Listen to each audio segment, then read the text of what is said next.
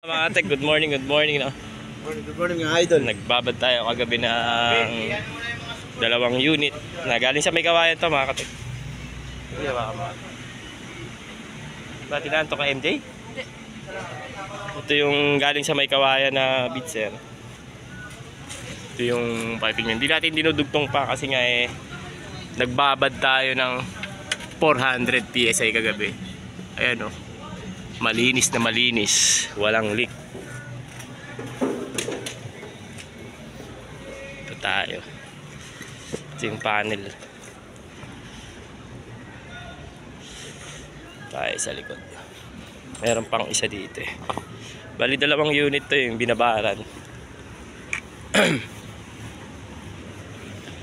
Ganun yung mga magandang proseso talaga mga katek. Pag magre-relocate kayo, install kayo, 400 ang i-karga nyo na nitro para sure ball na wala talagang leak pag umandar. Kasi pagka nilagyan nyo na ng refrigerant yan tapos may leak, sasayang yung refrigerant. So ito yung pangalawa natin, medyo makalat kasi gabi na kami oy 400 din. Ayan o. So, ano tayo? Successful. Alam niyo mga katekno, ang pinaka pagtutuunan nyo talaga ng pansin pag sa mga installation, yung pag-layout nyo ng piping, paghinang nyo, kasi dyan nakasalalay yung magiging resulta, no? Kahit sabi mong maganda yung pagkaka-install mo sa outdoor, sa indoor, kung sablay nga naman sa piping, wala rin yon. So ang pinakapuntos talaga is nandito tayo sa piping layout magpo-focus. Kailangan ganon mga katek. Ayan mga katek mga ano lang yan, 15 feet, mga ganon lang yan kasi pumasok pa yan dun sa loob. Pero 400 kinarga natin, 400 yan para sure ball kasi tayo na mamaya i-continue na lang natin to. Papakita ko rin sa inyo pagka umaandar na. Ayan, maraming salamat mga katekno. 40k followers na tayo. Maraming salamat po sa mga followers natin dyan. Pasensya na po talaga sa mga hindi natin nare-replyan kasi busy rin tayo sa trabaho. And then sa mga customer ko, yun, maraming salamat po sa mga followers natin. 40k followers na tayo, no? Sakto po sa edad natin mga katek. Ito kung makikita nyo ito mga katek, ito yung nilipat namin doon sa may kawayan. 3 unit na ganito.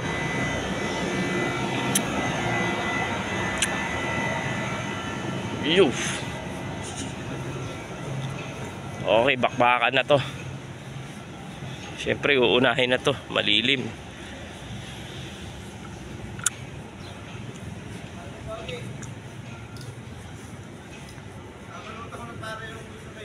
Oh. Balutan mo na? Yung wire ba nun? Sasama na yun pre. Gano'n ba sukat nun sa may ano? Okay na yun, kahit magputol na lang mamaya sa loob. Basta wag lang puputulin yung parking. Pero sasama ko yun, di ba? Sama mo na yun, nakalaglag na doon di ba ngayon? Nakalaglag na ba? Saka magbabalot. Isang metro kalahati sa balot. Dito, yung pag ano na mismo sa... Ulitin natin. Ano, 400 talaga. Ito, ano na natin kahapon to Ito nilagyan natin ng silicone, no? Para hindi pumasok yung tubig kapag malakas ang ulan. Oh, doon ka na sa locker. Ito, T.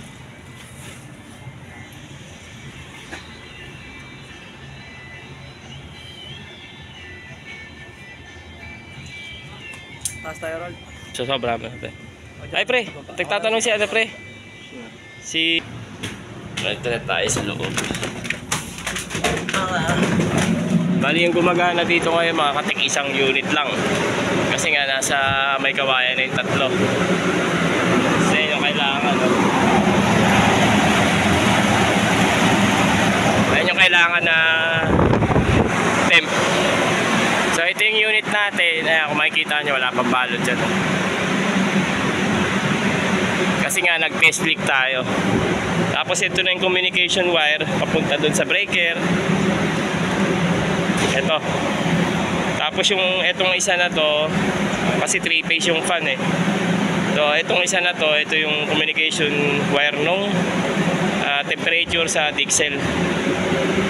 Andun yung isa natin nasa dulo.